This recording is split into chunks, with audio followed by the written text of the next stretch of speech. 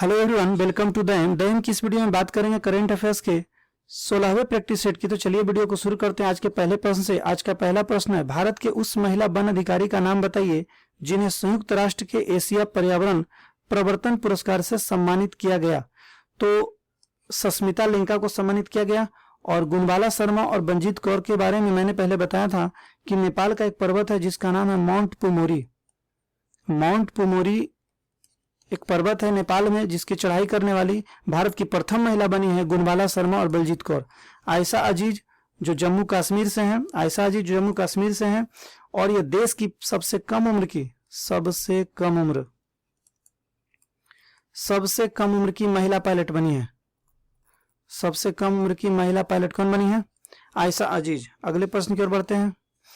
किस राज्य ने अपने कर्मचारियों की सेवानिवृत्ति की आयु 59 वर्ष से बढ़ाकर 60 वर्ष कर दी है? तो तमिलनाडु ने की है। तमिलनाडु के मुख्यमंत्री कौन है? तमिलनाडु के मुख्यमंत्री है M.K. स्टालिन। M.K. स्टालिन यहाँ के मुख्यमंत्री है जो 8वें मुख्यमंत्री के रूप में नियुक्त हुए हैं। तमिलनाडु के गवर्नर कौन है? तमिलनाडु के गवर्नर हैं बनवारी लाल पुरोहित। बनवारी लाल पुरोहित यहाँ के गवर्नर हैं। तमिलनाडु में एक आर्द्रभूमि है जिसका नाम है कलिवेली झील आर्द्रभूमि। कलिवेली झील आर्द्रभूमि। इस आर्द्रभूमि को हाल ही में पक्षी अभयारण्य बनाने की घोषणा की गई है। पक्षी अभयारण्य। तो पक्षी अभयारण्य का दर्जा दिया जाएगा किसे? कलिवेली झील आर्द्रभूमि को। अगले प्रश्न की ओर बढ़ते हैं। हाल ही में केरल के किस चर्च को भारतीय पुरातत्व सर्वेक्षण द्वारा राष्ट्रीय महत्व का स्मारक घोषित किया गया? तो सेंट जॉर्ज ऑर्थोडॉक्स चर्च को राष्ट्रीय महत्व का स्मारक घोषित किया गया। केरल के बारे में बात करते हैं तो केरल में भारत का पहला डिजिटल विश्वविद्यालय का उद्घाटन किया गया है। डिजिटल विश्वविद्यालय का उद्घाटन कहाँ किया गया? केरल में किया गया। और हाल ही में नीति आयोग ने एक इंडेक्स जारी किया था जिसका नाम था sustainable development goal index. NITI Aayog द्वारा जो जारी किया गया था, इसमें प्रथम स्थान किसे मिला था? प्रथम स्थान केरल को ही मिला था। अगले प्रश्न की ओर बढ़ते हैं। Advantage India the story of Indian tennis, इस पुस्तक के लेखक कौन है? तो अनिंग दत्ता इस पुस्तक के लेखक हैं। बिमल जलान की पुस्तक का नाम है द इंडिया स्टोरी। इनकी पुस्तक का नाम है। लोलो जोन्स की पुस्तक का नाम है ओवर इट। कल्की कोचलिन के पुस्तक का नाम है एलिफेंट इन द बॉम्ब। अगले प्रश्न की ओर बढ़ते हैं। हाल ही में राज्यसभा टीवी और लोकसभा टीवी को मिलाकर एक कर दिया है। अब उसका नया नाम क्या रखा गया है या क्या रखा जाएगा? तो अब उसका नया नाम संसद टीवी रखा जाएगा। जिसके सीईओ कौन बनेंगे? जिसके सीईओ रवि कपूर होंगे। रवि कपूर संसद टीवी के सीईओ होंगे। संसद के बारे में बताते हैं। संसद के 3 अंग हैं। कौन कौन? संसद के 3 अंग, राष्ट्रपति, राज्यसभा और लोकसभा। संसद के 3 अंग, राष्ट्रपति, राज्यसभा, लोकसभा। और संसद के 2 सदन होते हैं। 2 सदन में एक है राज्यसभा और एक लोकसभा। अगले प्रश्न की ओर बढ़ते हैं।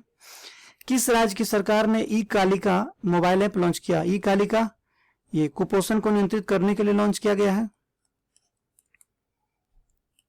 कुपोषण को नियंत्रित करने के लिए यह ऐप लॉन्च किया गया है। यह उड़ीसा की सरकार ने लॉन्च किया है। उड़ीसा में भारत का सबसे बड़ा हॉकी स्टेडियम बनाया जा रहा है और वो उड़ीसा के राउरकेला में बनेगा। राउरकेला में हॉकी का सबसे बड़ा स्टेडियम बनने जा रहा है।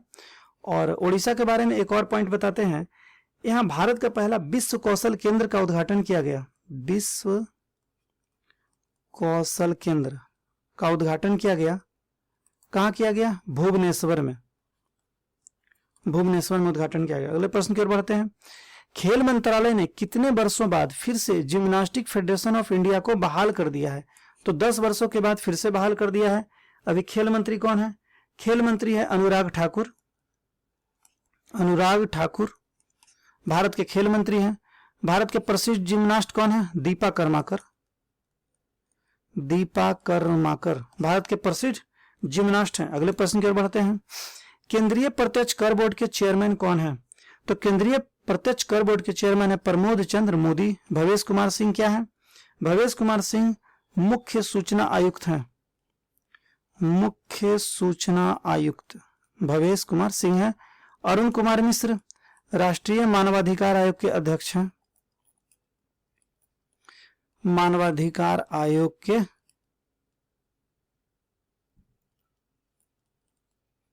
अध्यक्ष हैं। और सुशील चंद्र भारत के 24वें मुख्य निर्वाचन आयुक्त हैं। मुख्य निर्वाचन आयुक्त। अगले प्रश्न की ओर बढ़ते हैं। हाल ही में विश्व वन्यजीव दिवस कब मनाया गया? तो यह 3 मार्च को मनाया गया। 3 मार्च को विश्व श्रवण दिवस भी मनाया गया। विश्व श्रवण दिवस भी 3 मार्च को मनाया गया।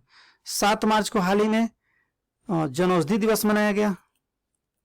जनौषधि दिवस जिसका थीम था सेवा भी रोजगार भी। सेवा भी रोजगार भी। इसी जनौषधि दिवस के अवसर पर प्रधानमंत्री नरेंद्र मोदी ने भारत के शिलोंग में 75वां जनौषधि केंद्र राष्ट्र को समर्पित किया था। 11 मार्च को विश्व किडनी दिवस मनाया गया। विश्व किडनी दिवस। और 14 मार्च को पाई दिवस मनाया जाता है। पाई दिवस। अगले प्रश्न की ओर बढ़ते हैं। किस राज्य में पर्यटन एवं संस्कृति मंत्रालय ने मां बमलेश्वरी देवी मंदिर विकास परियोजना की आधारशिला रखी? तो यह छत्तीसगढ़ में रखी गई। छत्तीसगढ़ में कृषकों के लिए एक योजना चल रही है जिसका नाम है चिराग योजना। चिराग योजना चलाया जा रहा है किसके लिए? किसानों के लिए, कृषकों के लिए छत्तीसगढ़ में एक योजना चल रहा है जिसका नाम है चिराग योजना। छत्तीसगढ़ में भारत की सबसे लंबी मालगाड़ी चलाएगी जिसका नाम था बासुकी। क्या था नाम? बासुकी। और यह छत्तीसगढ़ में भिलाई से कोरबा के बीच चलाया गया। भिलाई से कोरबा के बीच चलाया गया। इस मालगाड़ी की कुल लंबाई 3.5 किलोमीटर था। और किस रेलवे के द्वारा चलाया गया? तो दक्षिण पूर्व मध्य रेलवे के द्वारा यह चलाया गया जिसका मुख्यालय बिलासपुर में है। जिसका मुख्यालय बिलासपुर में है। छत्तीसगढ़ में एक क्लिनिक खोला गया है जिसका नाम है दाई दीदी मोबाइल क्लिनिक। दाई दीदी मोबाइल क्लिनिक। अगले प्रश्न की ओर बढ़ते हैं। विश्व बैंक द्वारा प्रकाशित रिपोर्ट के अनुसार दुनिया के कितने देश महिलाओं को पूर्ण समान अधिकार प्रदान करते हैं? तो महिलाओं को कुल 10 देश पूर्ण समान अधिकार प्रदान करते हैं जिसमें भारत का स्थान 123वां है। 123वां स्थान भारत का है। विश्व बैंक के बारे में बात करते हैं तो विश्व बैंक का मुख्यालय कहाँ है? वाशिंगटन डीसी में इसका मुख्यालय है। वाशिंगटन डीसी में इसका मुख्यालय है। विश्व बैंक के अभी अध्यक्ष हैं, जो 13वें अध्यक्ष हैं, उसका नाम है डेविड मलपस। डेविड मलपस। जो कहां से हैं? अमेरिका से ही है। चलिए अगले प्रश्न की ओर बढ़ते हैं। निम्न में से किसने 2 दिवसीय जीआई महोत्सव का आयोजन किया? तो 2 दिवसीय जीआई महोत्सव का आयोजन हाल ही में ट्राइफेड ने किया है। किसने किया? ट्राइफेड ने किया है। इस जो जीआई महोत्सव का आयोजन किया गया, इस महोत्सव का उद्देश्य था देश के विभिन्न जीआई उत्पादों की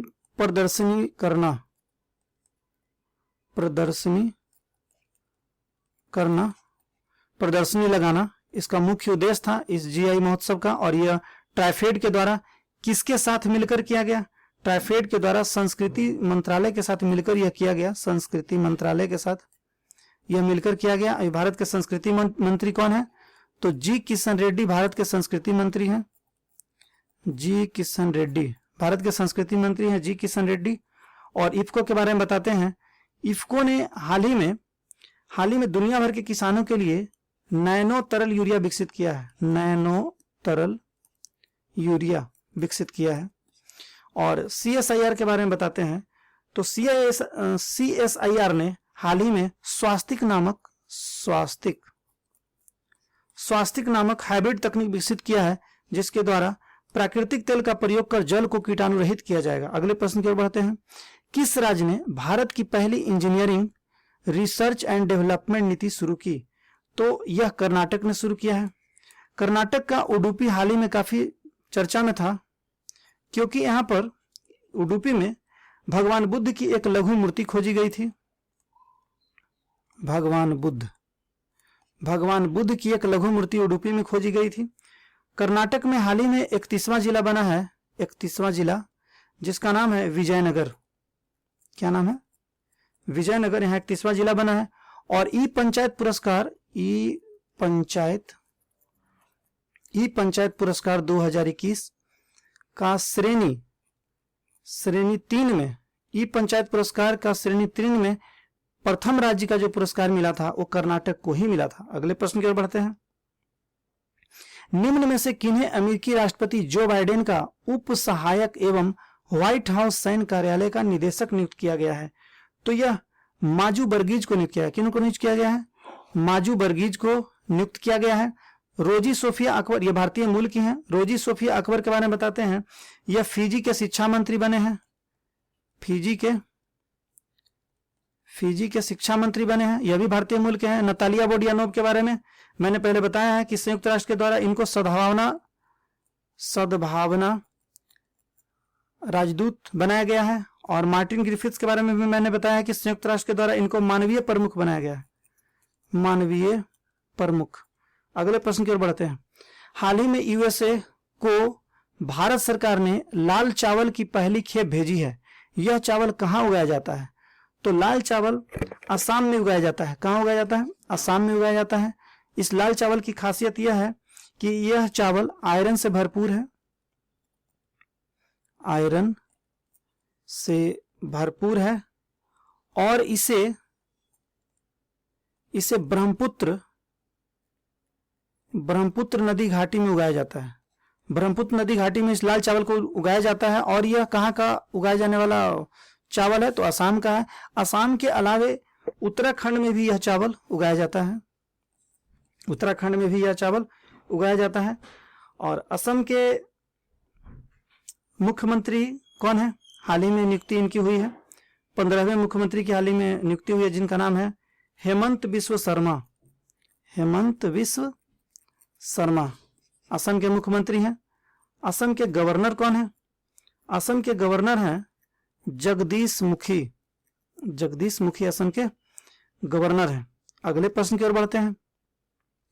विश्व पुस्तक राजधानी 2022 किसे घोषित किया गया है? विश्व पुस्तक राजधानी 2022 किसे घोषित किया है? मैं इस प्रश्न का उत्तर आप लोग के लिए छोड़ रहा हूं। इस प्रश्न का उत्तर आप लोग नीचे कमेंट बॉक्स में दीजिएगा। और यदि मेरा वीडियो आपको अच्छा लगा तो इस चैनल को लाइक और सब्सक्राइब करना ना भूलें। तो चलिए फिर मिलते हैं अगले वीडियो में। Thank you for watching.